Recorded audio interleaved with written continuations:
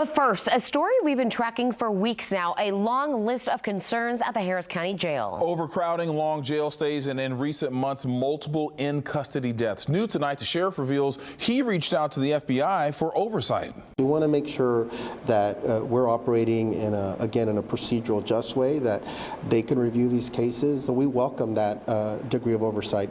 The sheriff spoke with our Taisha Walker one-on-one. She is live at the Harris County Jail downtown. Taisha?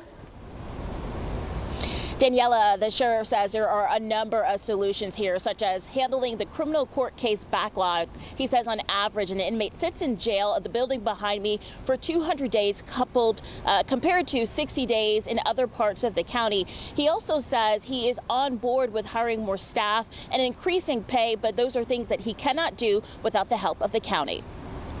Earlier today, the Harris County Sheriff's Office had a ribbon-cutting ceremony for its new Women's Empowerment Center for Incarcerated Women, located down the street from the Harris County Jail.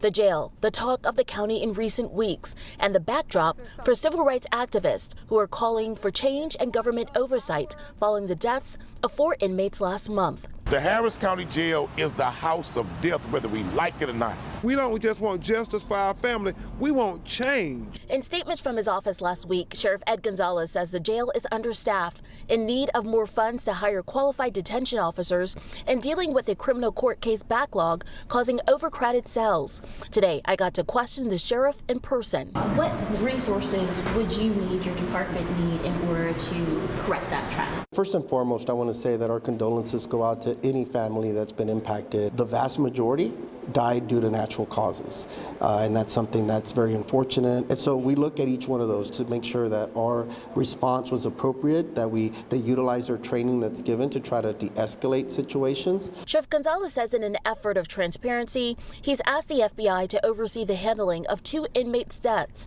including Jacoby Pillows from last month. The sheriff says he's working with the county budget's office to address staffing. We are working on a staffing plan to see what that right number is. We believe it's more than what we have right now, but we also want to be good stewards of the taxpayers' money. Our staff many times gets pulled in different directions. They're overworked. They should be paid more.